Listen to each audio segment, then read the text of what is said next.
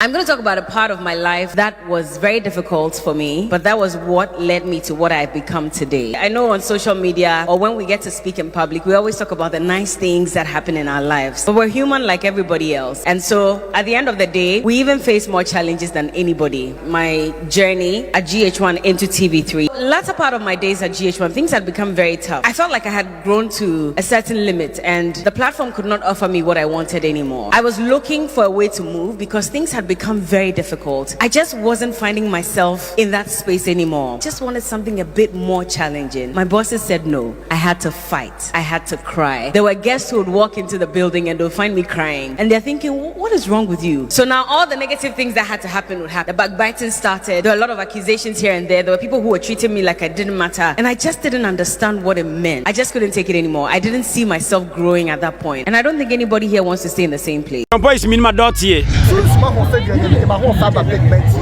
of a near of a one of a bacope. Over to me a friend and Kinka Super Kumatis whom could see Sukundai now call baby. I was a for evangelist Michael and Eke condemn feelings no for young quality. So I say, I support that of way I'm so for a good Babayuka, aka Petro. Other for Modesia Bacope, Nana Yabu Siama, aka Lollipop. What from all of them just saw Popo. The Virgin Pastor. Bakuma say no one cry, no abridge, but Bian will be a BIGBEN TV. BIGBEN TV. BIGBEN TV. BIGBEN TV. BIGBEN TV. BIGBEN TV. I won't forget BIGBEN TV. The American say we Fred Mabana would deem me and on your breast so good kuma. Snawa Quanyam did you damn San Chibema na Chachano. A honor will be one near Marcus, see a trabu honum. And Tassama one Casawu Yano and a better the other at show. TV station, a educative program. And then Kosoba, teaching ni pare, sheni pound crime. Open, as the same, open body videos, open, and some as you are my and a marble plus now. Go and watch, go and subscribe. I love it. What the question answer? What the question at the person? BIGBEN TV. I'm putting down the project. Me condemn my endorser, the best one.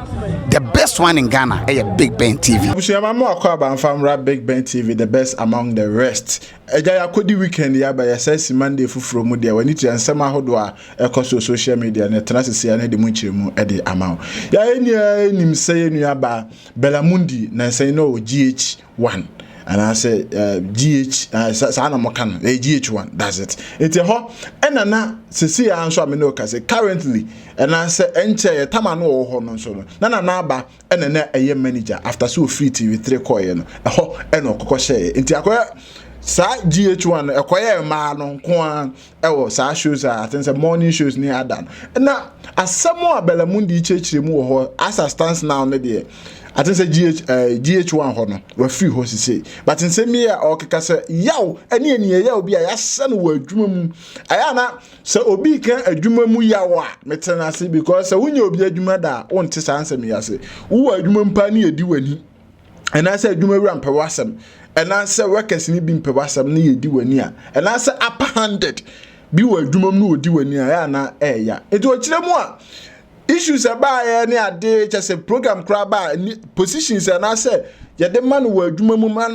koso nya odo bi ye adwuma no eduru ho so kra ye mfre no na akoye se ono de waya ankonam and I say ono de oni position papa bia and I say ye mpese obada de woni mu adi enti ye de yaw ene chese enema bebre e na ato no e wa brabam na ye de wakokire mu e program bia say all my experience I was going through GH1 ho any other TV station and personally ni pa watata no wa brabam pa e na naba tese urobia bebebia no de ama ameye na nsen ya say obi ni ne de that rough and the videos you say akware so obe 20 or ye least mistake obe release videos ono ne de man because ono any closest friend and I say e ne girl a ono ne year rounds na hu bi bai so mo kra wo mienu omo ye lele but na nsen video bi bai a say we de dam pam na say oh lele na nya maso odwemu ankasa yenkotie Berla Mundi nsema oda ba betudwa. And I'm going to make this very brief. I mean, on my way I was trying to figure out what to talk about. I had thought about a few things, but I needed to sort of put it in context.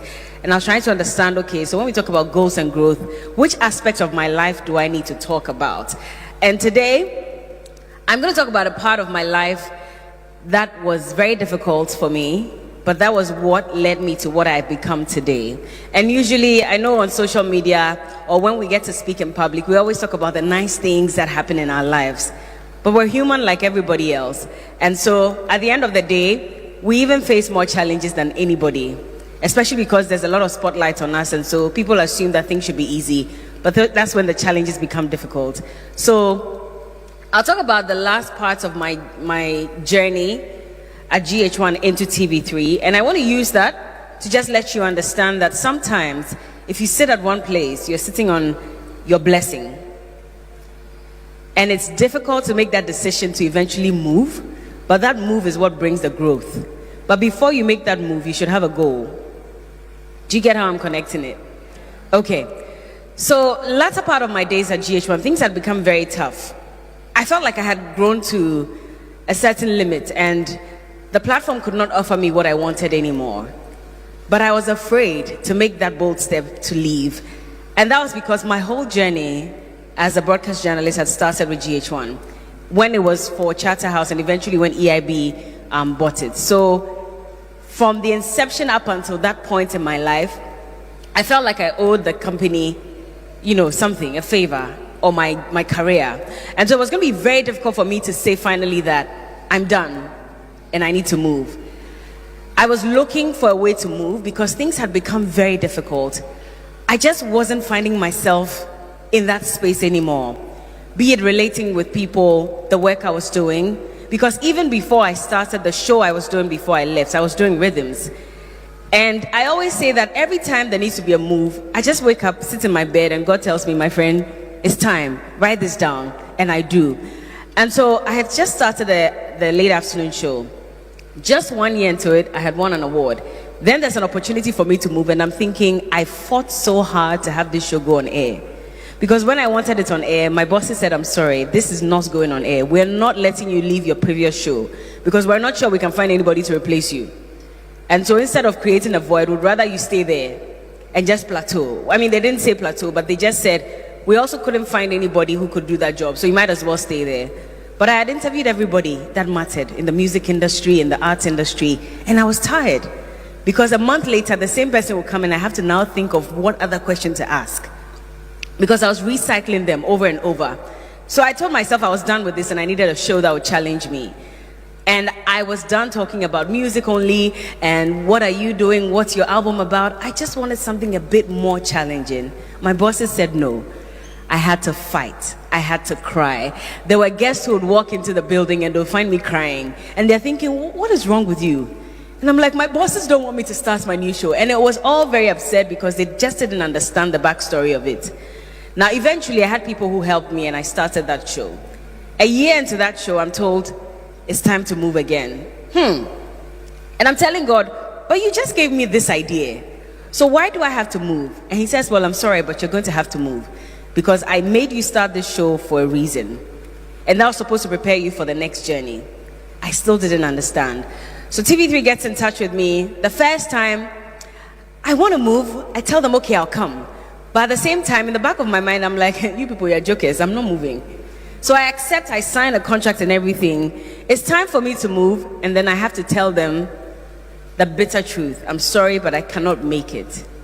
And it pissed everybody off, I'm sure, at TV3. They were very disappointed because they were just about ready to, put out the PR and say, so Berla is joining us. And this is me being so afraid to move. And so I got stuck in that space. For another 6 months, I was there.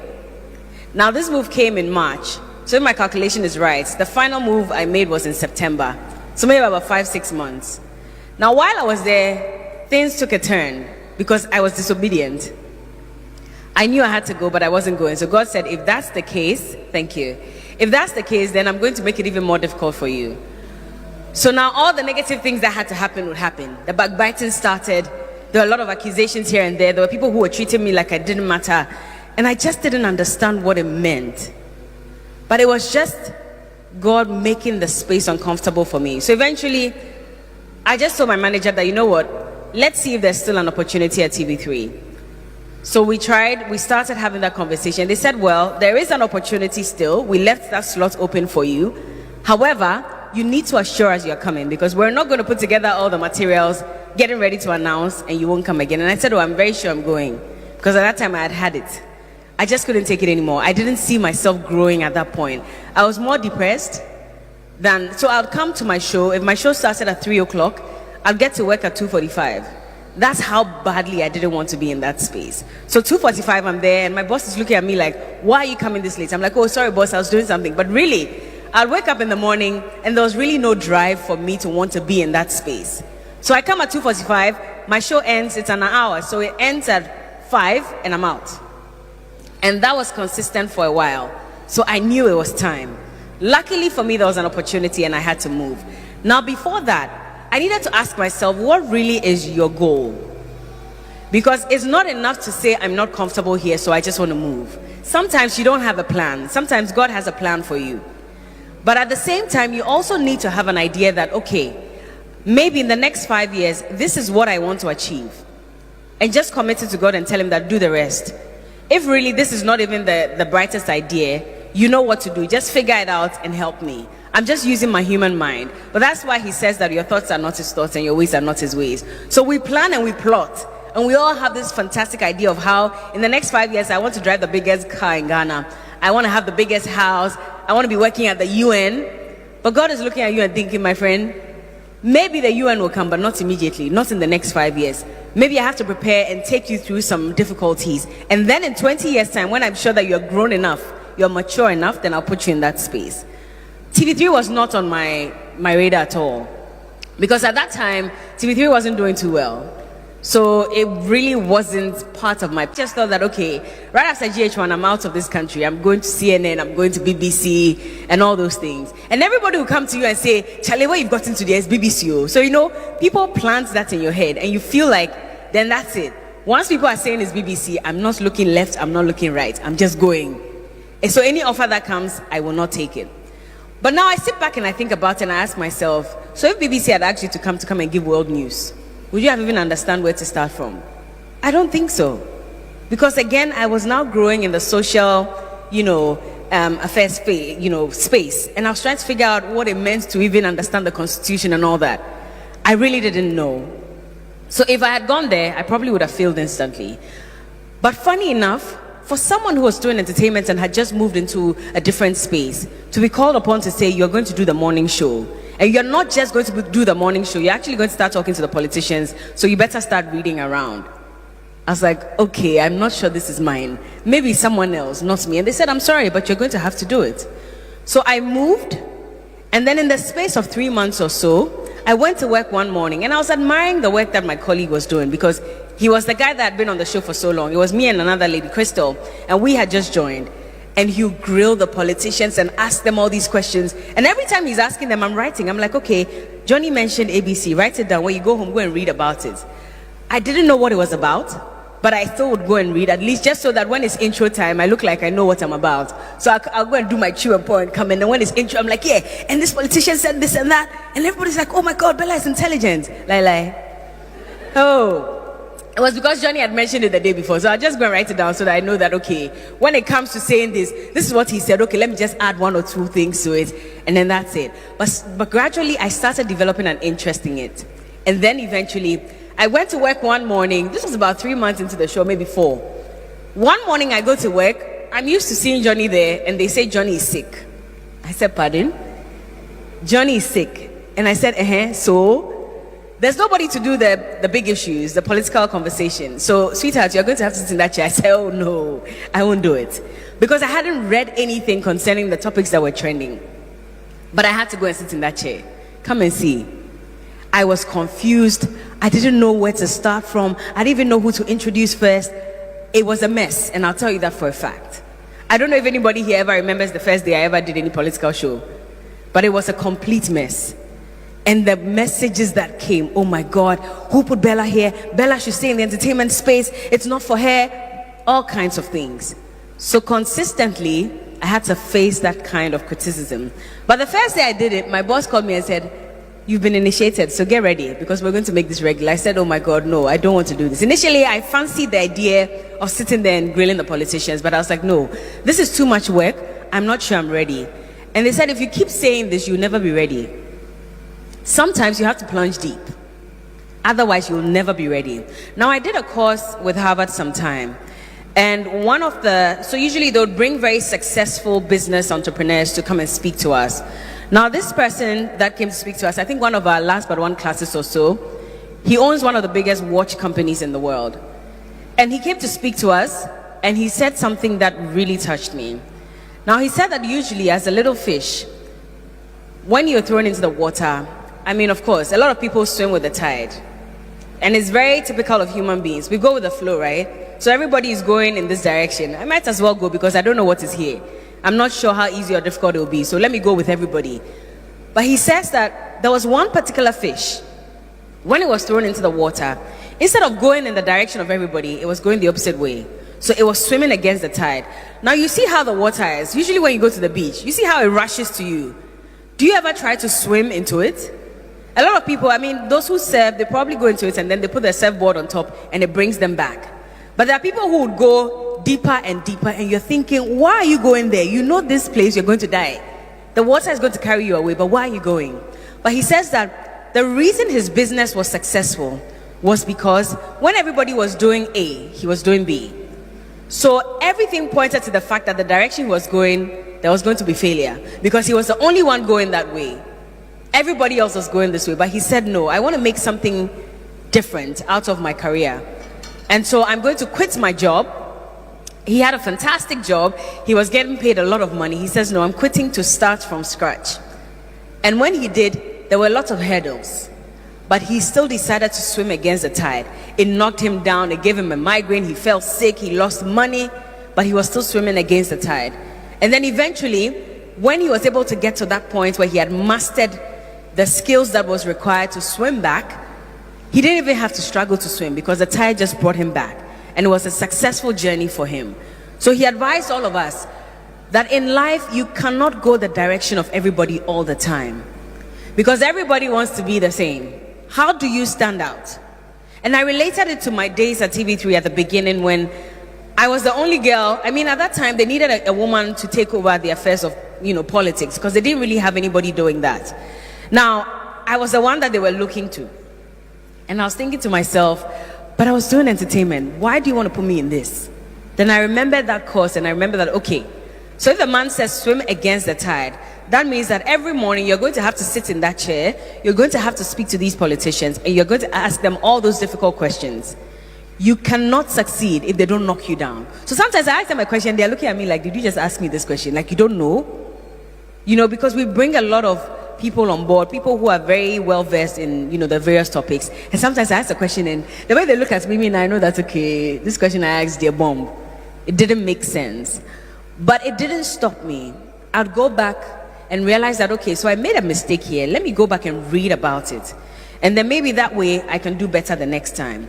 But I had a goal, and my goal was to become one of the leading women who interact with politicians in the country. But it had to take a lot of knocking down because my edges were off. So when I ask a question and it doesn't work, the comments are coming, the politicians are looking at me like, madam, you have a lot of reading to do. I'll go back and I'll read. And I'll read and not sleep till the next morning so I can come back and better understand what it is I needed to talk about. Now here I am 4 or 5 years later, and I don't regret this decision I made. I was pushed out, yes, and don't think it was by any human being. I was pushed out by God. So sometimes you might think that people are making you uncomfortable in the space you are in, but it's not the people, it's God working through those people. So don't waste your time hating the people. You might feel some anger towards them, but over time you need to let it go. Because if you don't heed to that call and move out of that space, you won't grow. You'll be stuck. You'll be stagnant for the rest of your life. And I don't think anybody here wants to stay in the same place. Berla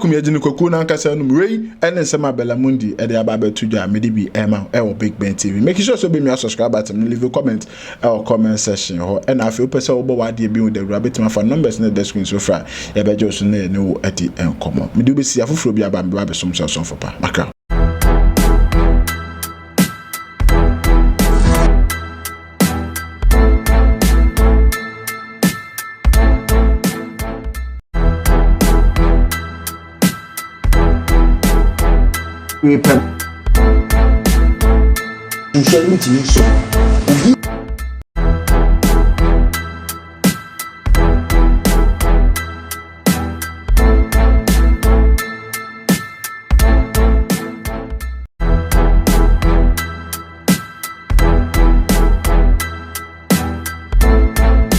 me pe man na me pese amebo ni din kra e o me channel so bi but maka se obi asem ba me ba bi no so put me share da o ba pen cause so na